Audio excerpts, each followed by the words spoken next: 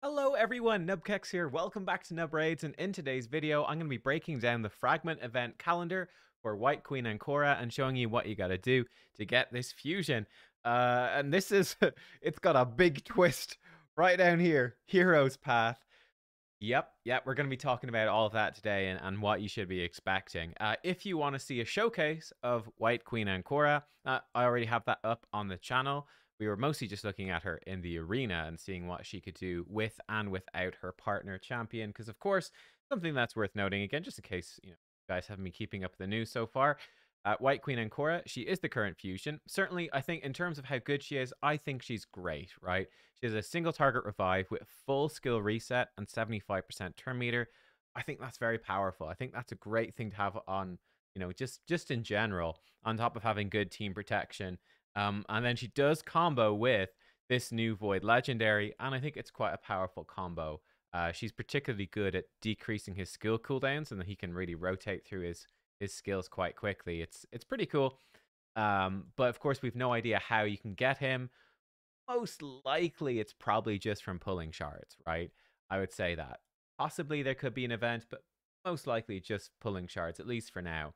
Let's take a look at the fragment event calendar. So the first thing to touch on, of course, is how many fragments are up for grabs. And this is, again, where we see a big difference from before. So you do have potentially 20 fragments for winning tournaments. Now, specifically, and this is interesting, you can get an extra 10 from champion training and an extra 10 from champion chase. Now, 99.99% of you're not going to have any shot at all at winning champion chase, right? That's for krakens or whales, right? If someone comes in and just spends more money than you're not going to win, right? They can just buy a victory. So that's not really any much use to anyone. So forget about that 10.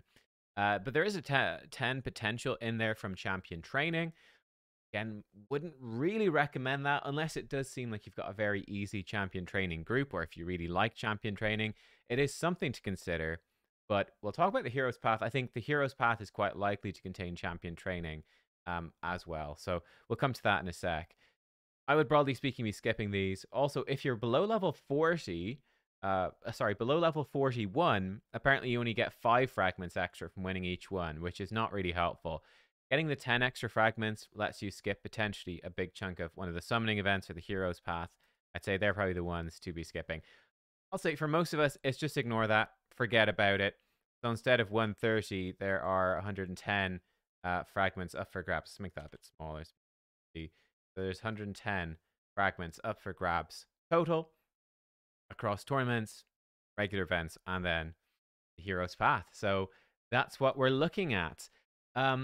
Okay, let's break down the easy stuff first, the basic stuff first, and we'll go to like the more challenging events as we go. So first of all, I would say, we've got a Classic Arena over here and Classic Arena also starting today. I consider those to be very easy, really, these days, especially, right? Just farm up your arena fights and you should get it pretty much no problem. Not too much to say on those. After that, we've got a fairly steady stream of dungeons as well. So you've got Fire Knight, that's followed by Spiders, that's followed by Dragon, and then that is followed by Ice Golem. Of course, we now have permanent super raids as well in the game for all of these dungeons. It doesn't look like, I don't think, let me take a quick glance because it is live in game. Fire Knight tournament is up. It's still the same as it was before. I mean, we basically for a long time now, for months, have had super raids on for these tournaments and events that are part of the fusion. So the requirements have remained the same. Hopefully it will stay that way and not increase, but I don't see why it should. So that's okay. But you've got a steady stream of those dungeon tournaments you're going to be doing. What is interesting here as well with this one, let's touch on something that's quite difficult. We've got Dungeon Divers 1. These are the tricky parts. Dungeon Divers 2. And then no Dungeon Divers 3. But I strongly suspect it's going to be part of the Hero's Path. Quite strongly. But yeah, with Dungeon Divers 1, I think what you really want to do is start Fire Knight over here. You really want to be overlapping Fire Knight with this Dungeon Divers. That's ideal. And you could finish off the Spider with Dungeon Divers if you wanted. And then you actually have got Spiders for the rest of Dungeon Divers too. My recommendation would be to not really bother with Fire Knight today. Just chill today. Pretty much, right?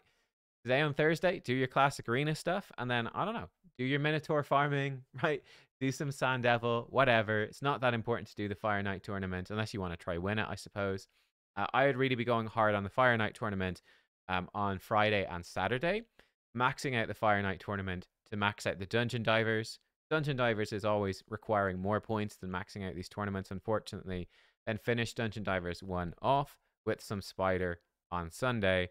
And then, on Monday, when Dungeon Divers 2 starts, just basically grinding Spider really hard, get a lot of silver, and basically do all of Dungeon Divers 2 with Spider. So you don't really care how many Spider points you get for Dungeon Divers 1. It's just kind of a nifty thing to overlap. You could really do any dungeon, I suppose, if you wanted to. I mean, you could just farm lots of Fire Knight. But I would really be trying to focus on Dungeon Divers 1, get that out of the way. So I think that's a tricky thing. You could, of course, overlap that with the champion training. I didn't mention that, but that's also a valuable thing you could do. Champion training in campaign will give you some Dungeon Diver points. So that's certainly something that you could consider there. Let's actually mark in this champion training. And again, the interesting thing here is that we only have one champion training, which is very unusual. And this brings us, I think, to the hero's path. So I think this hero's path, quite likely, I think it's very likely to be a champion training event. I think it's very likely to be a dungeon diver event, right? They're the two glaring omissions to me at the end of this fusion. We've been having 3 dungeon divers very consistently. It is not there. We've been having 2 champion trainings. There's no second champ training. I think this hero's path is probably going to be, champ training plus dungeon divers, possibly with soul stones as well. That would be sort of my guess there. So it's actually, I don't know, let's put in a yellow for a potential summoning. It might have summons in it, but I think that's unlikely because we got champion chase and summon rush over here. I think summoning is unlikely, but I think soul stones is actually very likely.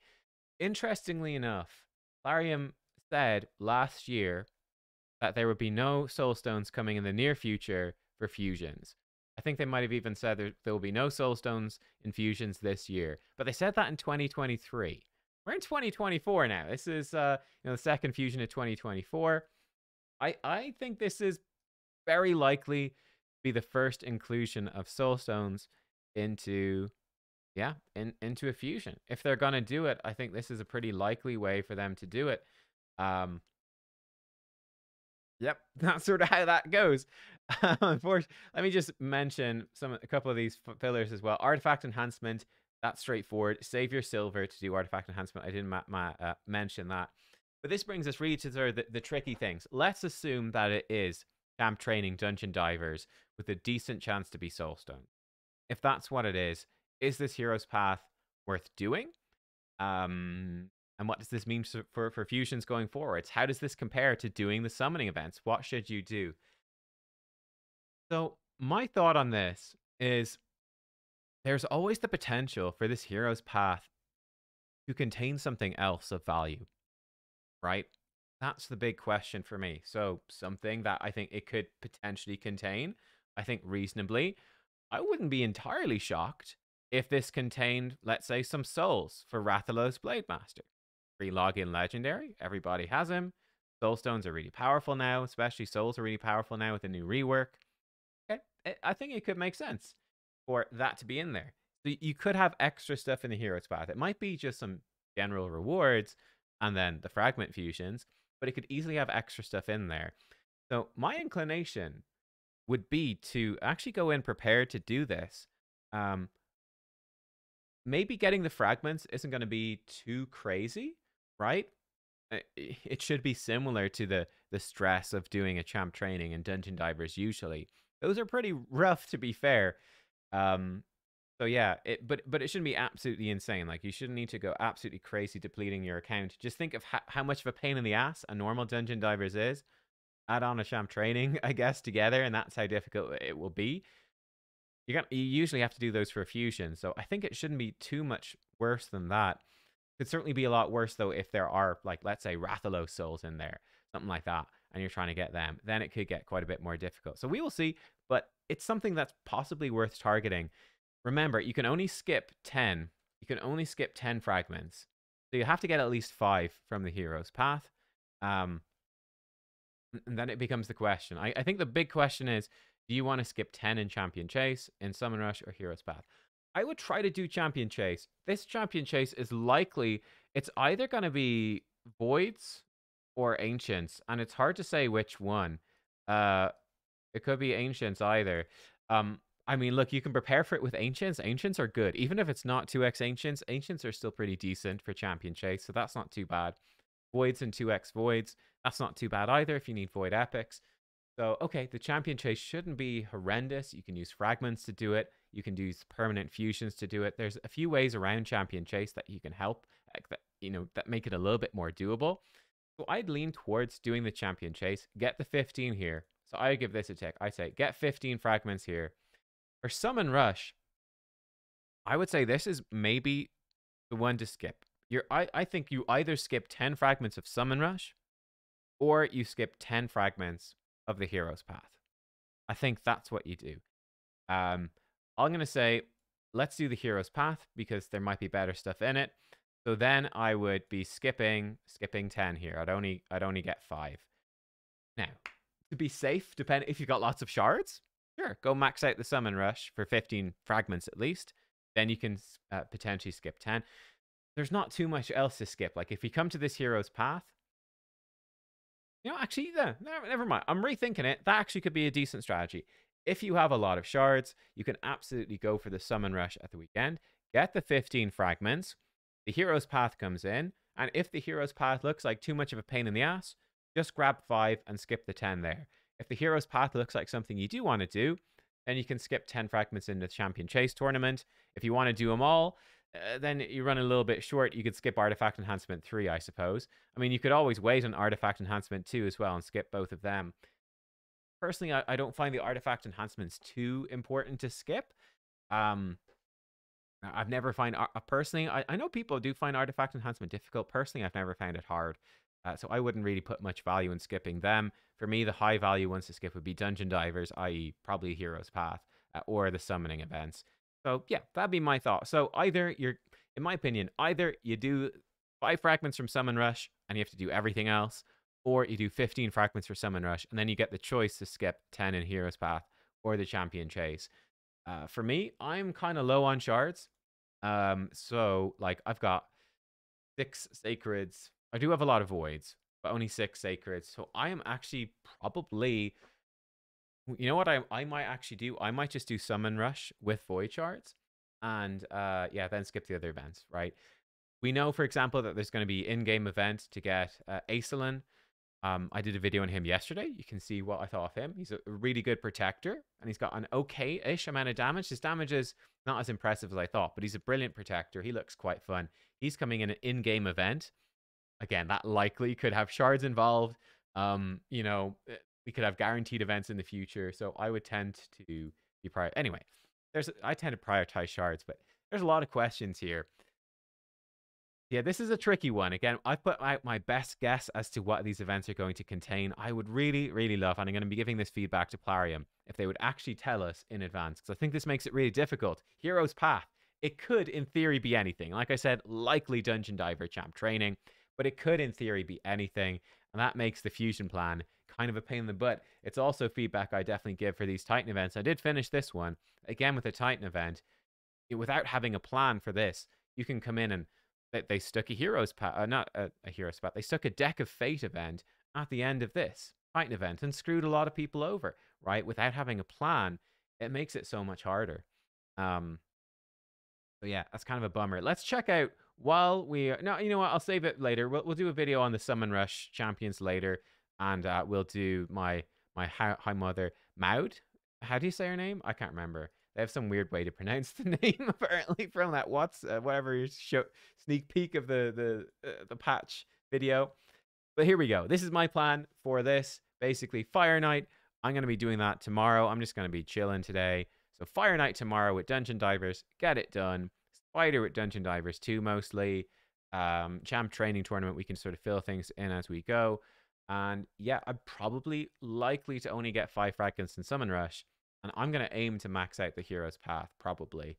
But it could be very intensive. So Make your judgment. How are you on champ training dungeon divers? Like energy, basically. You have lots of energy and potentially soul stones. Got no soul stones, you've got lots and lots of energy and time. Or do you have lots and lots of shards? Is sort of the question of this one. I think she's certainly worth going for. And yeah, that's what you're gonna have to do to get it. So there you go. How sick are you of champion training at this point? That's the question. Thanks for watching, guys. Hopefully this was helpful and interesting. I'm very curious to hear your thoughts on the hero's path. And I will see you next time. Goodbye.